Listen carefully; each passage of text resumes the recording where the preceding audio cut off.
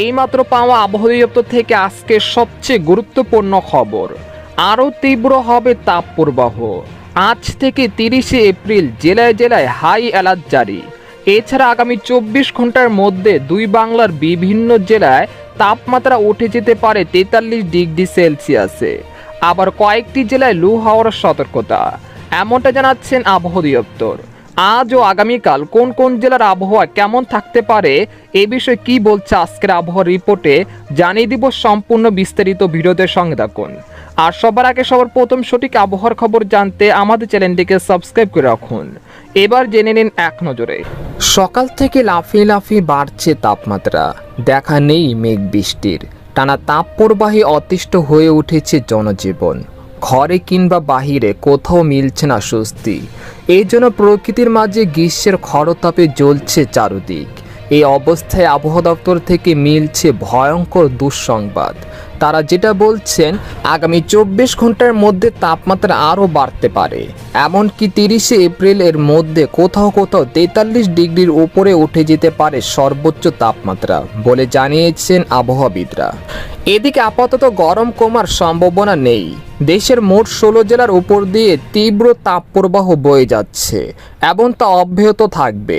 একই সঙ্গে মে মাসের প্রথম সপ্তাহে দেশের বিভিন্ন অঞ্চলে বৃষ্টি হতে পারে বলে জানিয়েছেন আবহাওয়াবিদরা। এছাড়া গতকাল দেশের সর্বোচ্চ তাপমাত্রা 41.6 ডিগ্রি সেলসিয়াস ছিল মংলায়। এই সময় ঢাকায় সর্বোচ্চ তাপমাত্রা ছিল 39.2 ডিগ্রি সেলসিয়াস।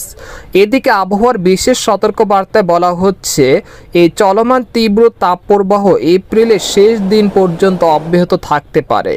তবে সুখবর রয়েছে, মে মাসের শুরু থেকেই দেশের উত্তর পূর্ব অঞ্চল অর্থাৎ সিলেট ও চট্টগ্রাম বিভাগে শক্তিশালী বজ্রসহ কালবৈশাখী ঝড় ও ভারী বৃষ্টির সম্ভাবনা রয়েছে, যা সময়ের সাথে সাথে দেশের বিস্তীর্ণ অঞ্চল জুড়ে প্রভাব বিস্তার করতে পারে। এর ফলে তাপমাত্রা অনেকটাই হ্রাস পেতে পারে। তাই অপেক্ষা করুন মে মাসের জন্য। এদিকে পশ্চিমবঙ্গের আলিপুর আবহাওয়া দপ্তর জানিয়েছেন, আগামী 24 ঘন্টায় দক্ষিণবঙ্গ জুড়ে তাপপ্রবাহ অব্যাহত থাকবে।